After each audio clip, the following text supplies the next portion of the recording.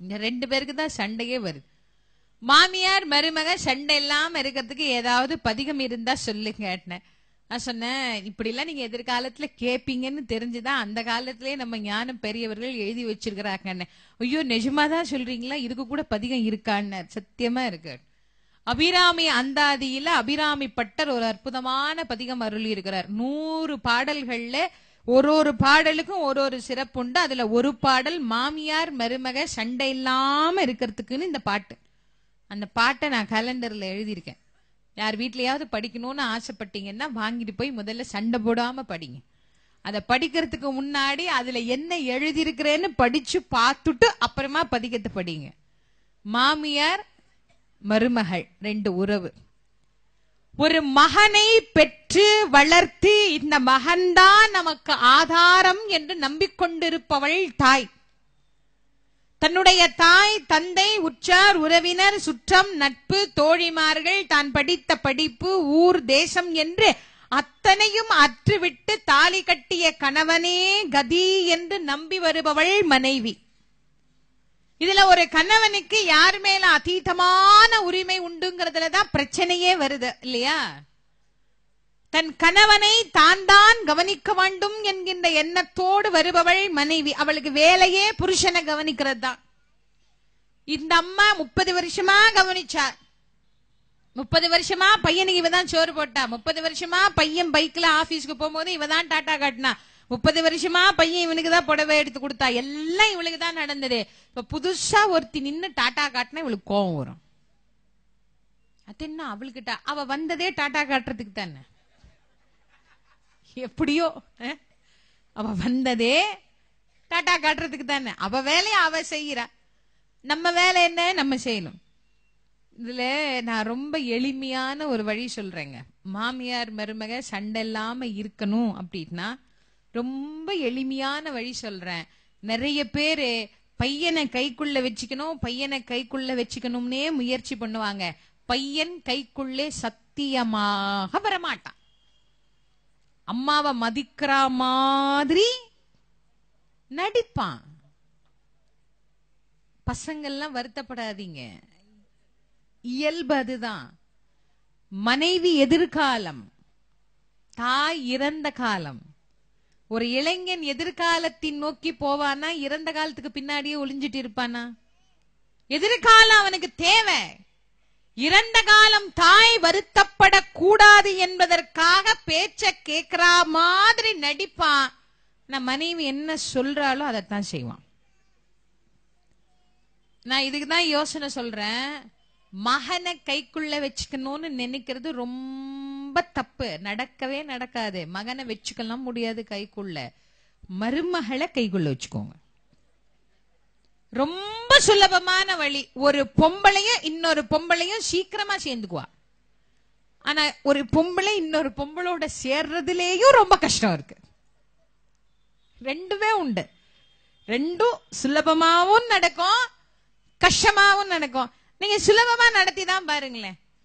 ஒரு புருஷன் பொண்டாட்டி தீபாவளிக்கு துணிமணி எடுக்க போறாங்கன்னு வச்சுக்கோங்க. மருமக வீட்டுல, மாமியார் மருமக எல்லாம் கணவன் மனைவியும் கடை கிளம்புறாங்க. இந்த அம்மா பையனை கூப்பிட்டு சொல்றாடே, எனக்கு 5000 ரூபாய்க்கு புடவை எடுத்துட்டு வரணும்டா. உன் பொண்டாட்டிக்கு 5000 ரூபாய்க்கு எடுத்துட்டு எனக்கு 1000 2000 எடுத்துட்டுலாம் வரக்கூடாது.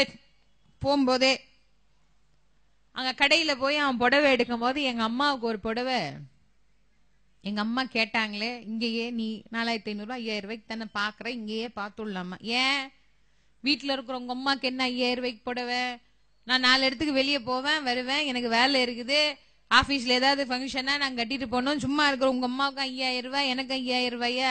வேற வேலை இல்லை உங்களுக்கு? அந்த கிளவிதான் எதனா சொல்லி கொடுத்துன்னா நீங்கள் இங்க வந்து கேட்டுட்டு இருக்கிறீங்க. யார் அப்புறம் மாசம் மாசம் அந்த பில்லு இந்த பில்லுன்னு எல்லாம் கட்டுறது? ஒரு 500 ரூபாய்க்கோ 1000 ரூபாய்க்கோ புடவை எடுத்துட்டு கம்முன்னு பேசாம வாங்க, ஜோலி முடிஞ்சுதா? இதே மாமியார் என்ன பண்ணணும்? வெளியில 2 பேரும் போகும்போது, ஏன்பா நல்லா போய் பார்த்து பொண்டாட்டிக்கு என்னெல்லாம் வேணுமோ நல்லா எடுத்து கூடப்பா. அம்மா உனக்கு என்னெல்லாம் பிடிக்குதோ வாங்கிக்கமா, எத்தனை புடவை வேணாலும் எடுத்துக்கோ.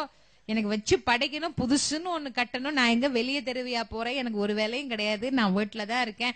நிறைய புடவை பீரோல சும்மா தான் தூங்குது. ஒரு 500 ரூபாய்க்கு 1000 ரூபாய்க்கு எனக்கு ஒரு புடவை எடுத்துட்டு வாமா, எனக்கு நிறைய எல்லாம் ஒண்ணும் வேண்டாம், நீ நல்லா சந்தோஷமா போயிட்டு வாமா பையனோட. என்ன அங்க போய் எங்க அம்மா புடவை எடுக்கணும் நாங்களே. ஆமா ஆமாங்க, அத்தைக்கு நம்ம தானேங்க செய்யணும், நம்ம செய்யாம யார் செய்வா அத்தைக்கு, எனக்கு எடுக்கிற மாதிரியே அத்தைக்கு 5000 ரூபாய்க்கு எடுங்க.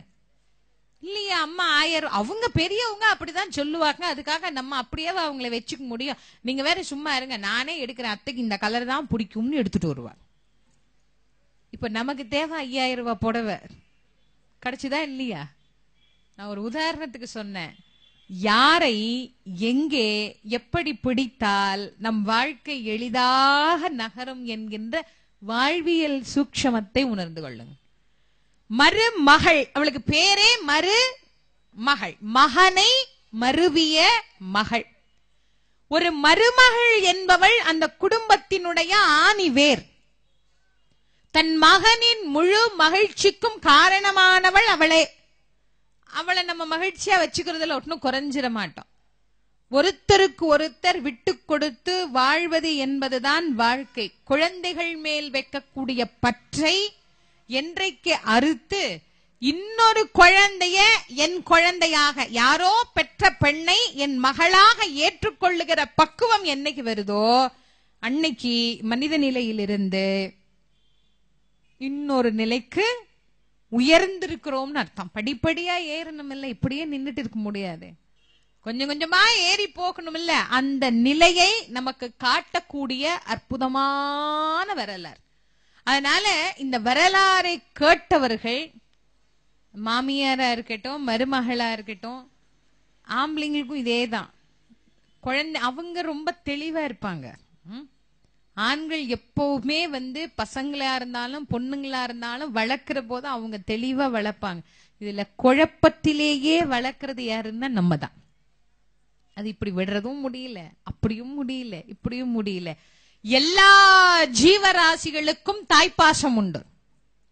நாயே நம்ம எப்படி நினைக்கிறோம், ஆனா நாய்க்கு இருக்கிற தாய்ப்பாசம் உலகத்துல எதுக்குமே கிடையாது. தன் குட்டிய அந்த உரிமையாளர் எடுத்தா கூட அந்த நாய்க்கு பிடிக்காது.